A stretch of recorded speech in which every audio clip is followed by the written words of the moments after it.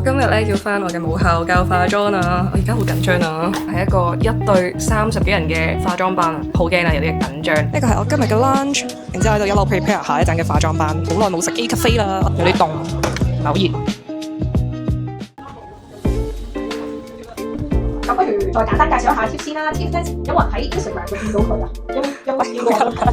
係雖然佢好介，但係咧其實阿 Tiff 咧就係一個專業嘅化妝師啦。而家佢都係一個 content creator 嚟嘅。我哋今日唔係教啊，即係可能 K-pop 啊，或者有啲好潮流嘅妝，我哋係教一啲返工嘅時候點樣令人哋印象係好乾淨喎佢個人。呢個唔重。